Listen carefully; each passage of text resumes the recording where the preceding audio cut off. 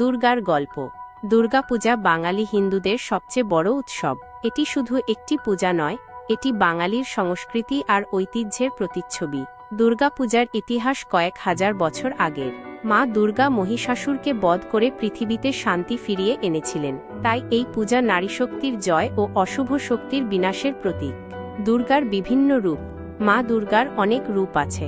তিনি কখনো দশভুজা, কখনো অষ্টভুজা, আবার কখনো চতুর্ভুজা রূপে দেখা দেন। তার প্রতিটি রূপের আলাদা তাৎপর্য রয়েছে। দশভুজা রূপে তিনি 10 দিক থেকে বিপদ থেকে আমাদের রক্ষা করেন। অষ্টভুজা রূপে তিনি 8টি শক্তি নিয়ে দুষ্টের দমন করেন। চতুর্ভুজা রূপে তিনি জ্ঞান, বুদ্ধি, শক্তি ও মুক্তি এই 4টি বিষয় প্রদান করেন। দুর্গার বাহন। মা দুর্গার বাহন হল সিংহ। সিংহ শক্তি ও সাহসের প্রতীক। মা দুর্গা সিংহের ওপর বসে অসুরদের বিনাশ করেন। এটি প্রমাণ করে যে মায়ের অসীম শক্তি আছে এবং তিনি সর্বদা আমাদের পাশে আছেন। দুর্গাপূজার তাৎপর্য।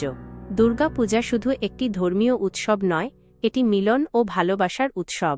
এই সময় সবাই একসাথে হয়, নতুন পোশাকে সেজে ওঠে, গান বাজনা করে আর আনন্দ করে। দুর্গাপূজা আমাদের মধ্যে একতা ও ভ্রাতৃত্ববোধ জাগায়। দুর্গাপূজার শিক্ষা। দুর্গাপূজা আমাদের অনেক শিক্ষা দেয়। মা দুর্গা আমাদের শেখান যে নারীশক্তি অসীম। তিনি আমাদের আরও শেখান যে অন্যায় ও খারাপের বিরুদ্ধে সবসময় রুখে দাঁড়ানো উচিত। দুর্গাপূজা আমাদের মধ্যে সাহস ও আত্মবিশ্বাস বাড়ায়। দুর্গাপূজা একটি বিশেষ উৎসব যা বাঙালির জীবনে এক নতুন আনন্দ ও উদ্দীপনা নিয়ে আসে। এটি আমাদের সংস্কৃতি আর ঐতিহ্যের অংশ, যা আমরা প্রতি বছর পালন করি।